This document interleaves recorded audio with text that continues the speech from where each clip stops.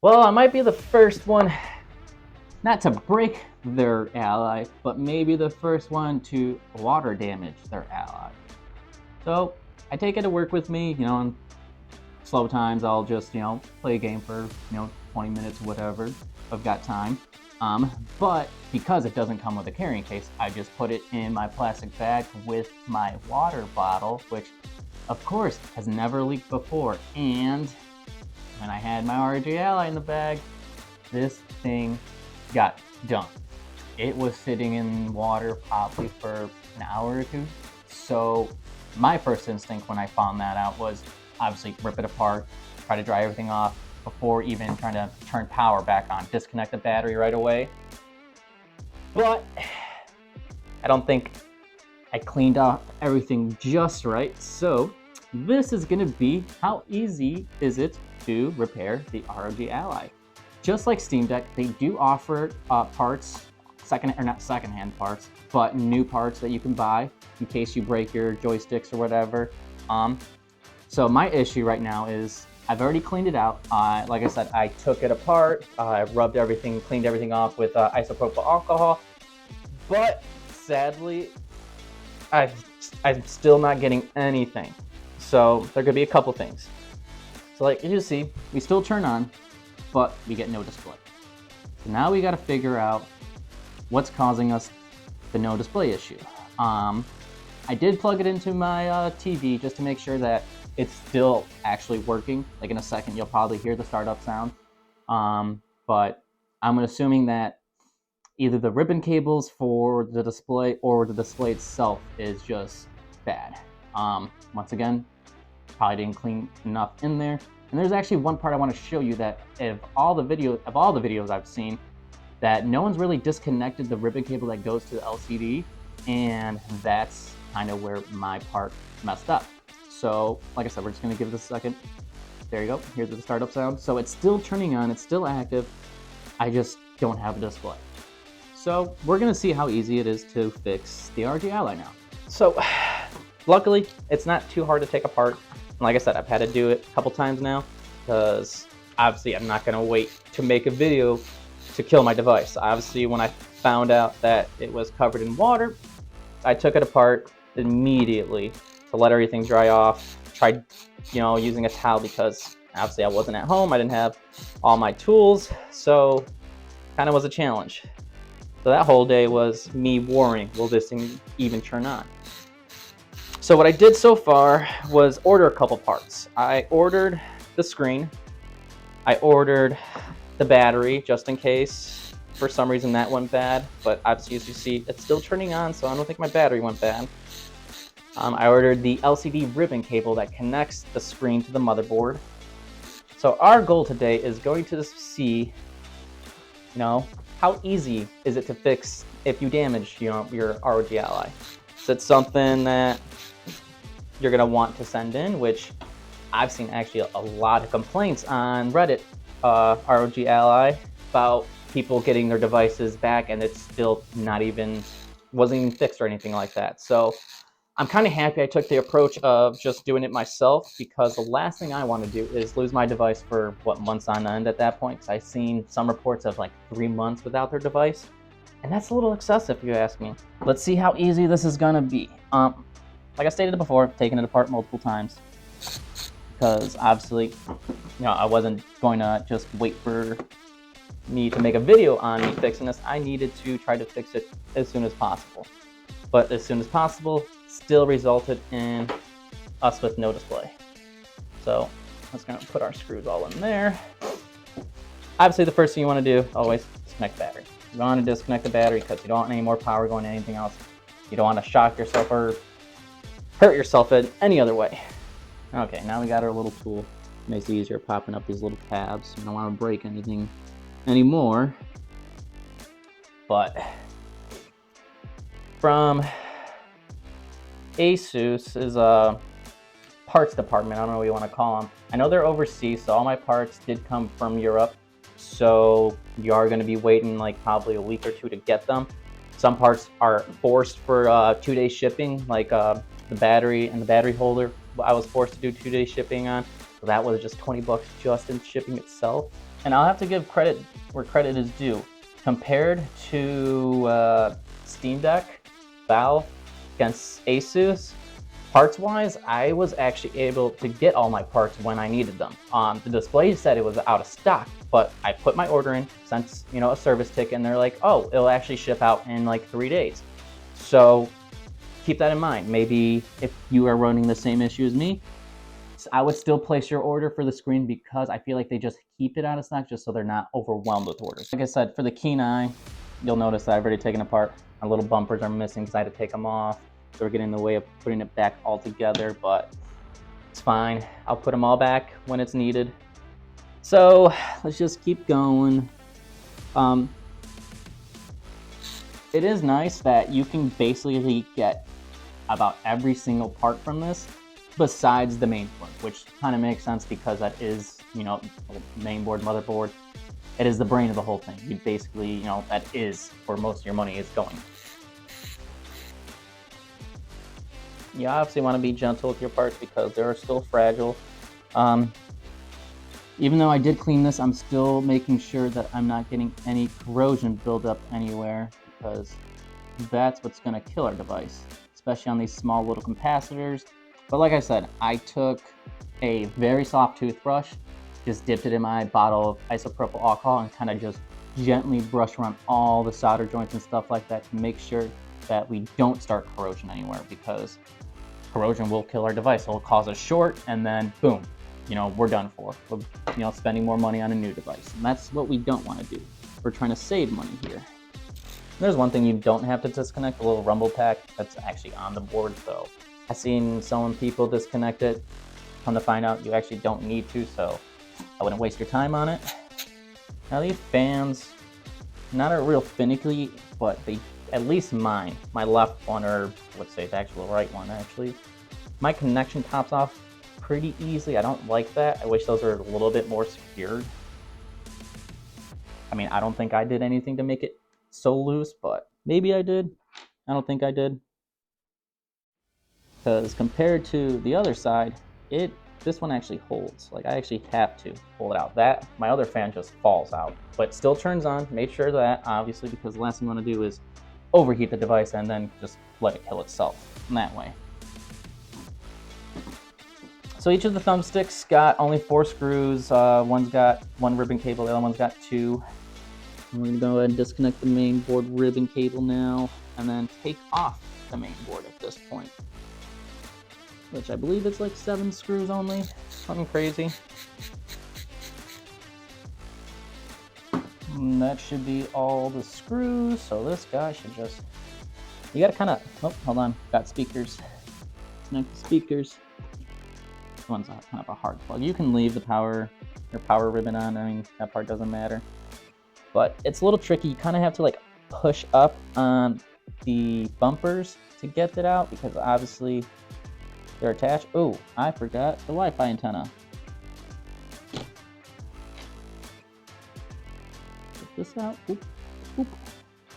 All right, now we should be free. Oh, USB-C thingy. Oh, that's fingerprint. Yeah, that's a fingerprint sensor. All right, so once again, I'm going to just kind of go over it real quick, making sure I don't see anything green realistically. That's where your corrosion is going to start. If you see a little green, I mean, I'm sure you know what corrosion looks like, but if not, I'll put, a little thing on the screen, kind of give you an idea what corrosion on a board will look like.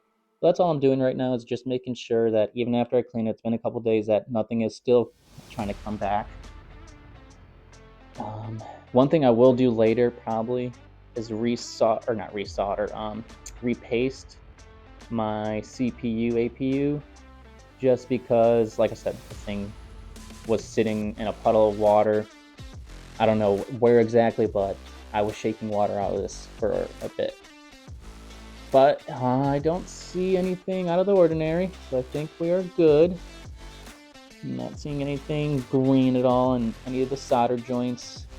And there's a lot of tiny capacitors, but you just got to take your time, make sure, because otherwise we're doing all this for nothing. So, got our main board aside, and Well, my culprit for my device was the one thing I didn't clean, which I don't know if it would have made a difference because it just kind of happened. But our little LCD ribbon cable here. So I'll have to do a close-up of this later, but you can actually see that it, like, I believe it shorted itself out because it almost looks like burn marks. You got pins missing on both my ribbon cable and my display.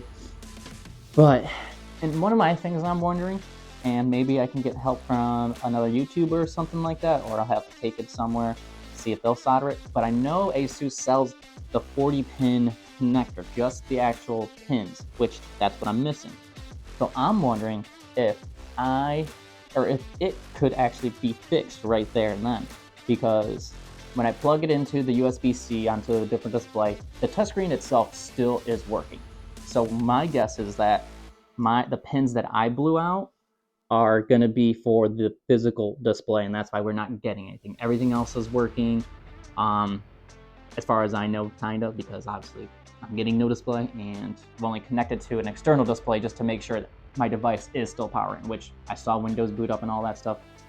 So, I mean, it still works, but now our goal is to get everything off this. Let's grab our new motherboard. We'll grab our new motherboard here. They do come shipped pretty well packaged, but I'll show you the difference on our ribbon cables too here real quick. So we'll see all gold pins.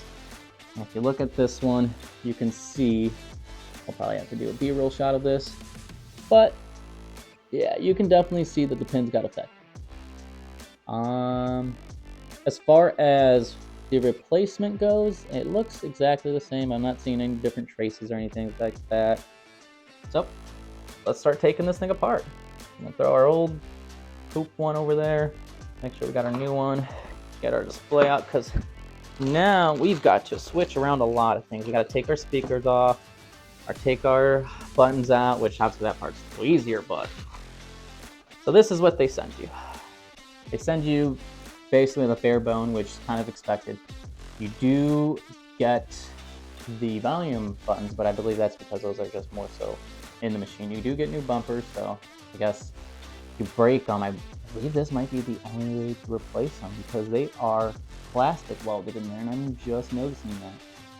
So that's a big minus on them because I feel like one drop and one of these is gone. Kind of just like my ROG, or not my ROG Ally, my Steam Deck, which will get its own video here soon. So surprise on that one. I broke the, what was it, the right bumper? Yeah, my right bumper on my Steam Deck.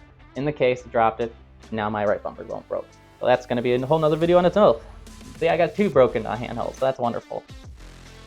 But let's start. Start with the easy stuff, right? That should just drop into place.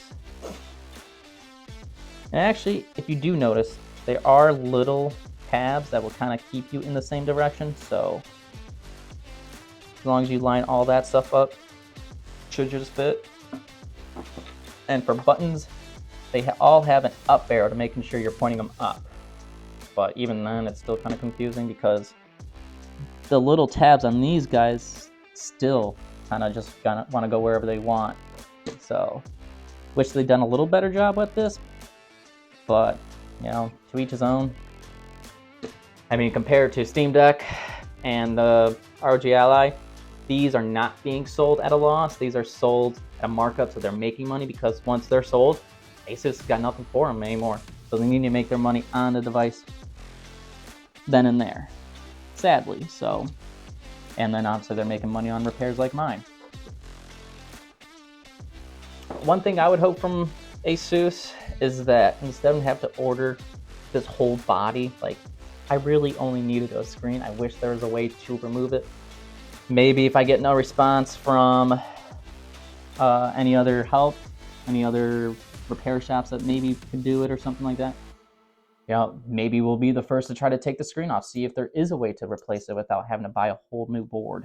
I think the only other thing we've got to swap out is going to be the fingerprint sensor, and then we can start putting it back together to see if I actually did fix it, which I'm hoping, because I believe the screen was like $160. So I mean, it's not cheap, don't get me wrong, especially after you got to pay for shipping all that from Europe. It was not a cheap fix, but I highly doubt if I sent it to for an RMA, they're gonna be like, oh look, water damage, you did this yourself, send it right back to me. So do I want to waste months on end waiting for them to tell me that, or do I just, you know, suck it up, fix it? It was my fault anyway, you know. Can't blame anyone else on that one. I don't think it lets you torque it down too much, but obviously the last thing you want to do is over tighten. So just give it a nice, you know, until it stops itself. You don't want to go too hard. And obviously a big thing is remember where you put your screws. You put one screw that doesn't belong, it could pierce through another PCB, shorting something out, which is obviously going to cause more damage. So very important to memorize what screws go where. And for me, like I said, I've done this multiple times, so I'm a pro at this. One thing I didn't point out, for every PCB, you'll have these little white arrows. That is indicating a screw goes into that hole. That way you don't go like into that hole, because that's going to be for a different mounting point. So keep that in mind too. I mean, there was a couple things I did forget, you know, trying to put this thing back together. Like, look, right there, fingerprint sensor. Never connected that guy. I did forget to do the ribbon cable, the motherboard ribbon cable, this little guy. So I did have to go back and do that. It's just take your time. You never want to rush something like this.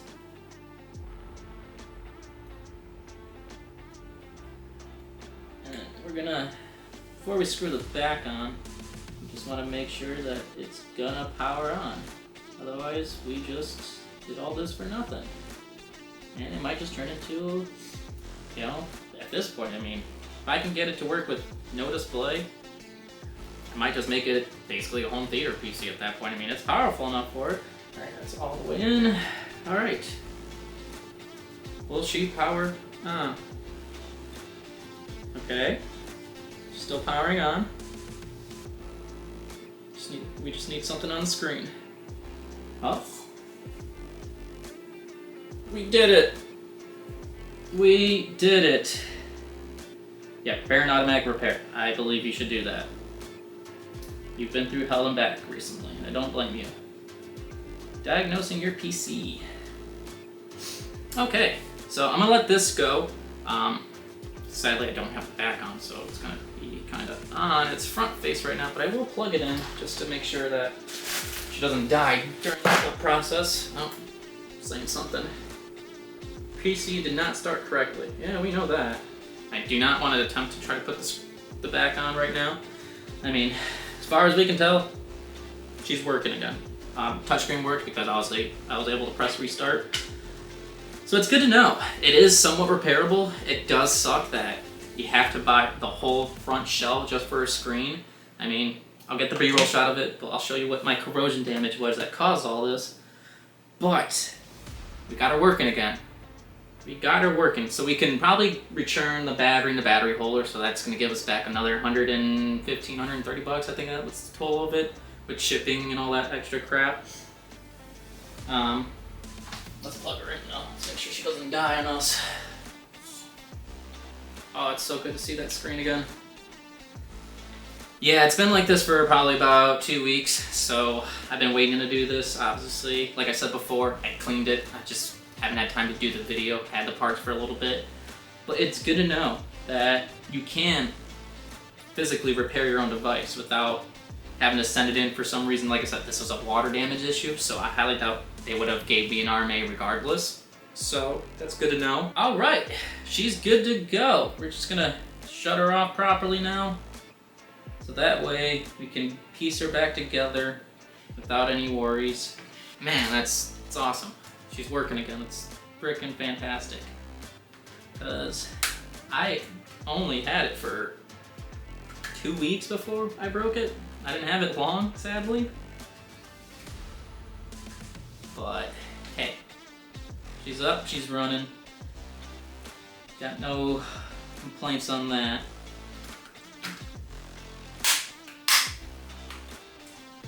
Let's screw her back together. Let's play with her again. Awesome. so happy we're able to get her working again. It's working, so that's awesome. We got her back up and running with our own part, well, not our own parts, but able to order our own parts. Didn't have to send it for an RMA, so just keep that in mind, guys. If you break it, don't think you're going to be eligible for an RMA. Just know that you can get parts off Asus's repair parts. I'll link that in my description. She's working. It's good to know that these devices are actually repairable.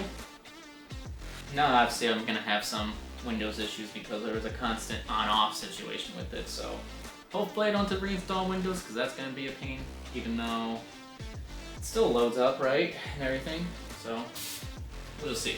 So thanks for watching.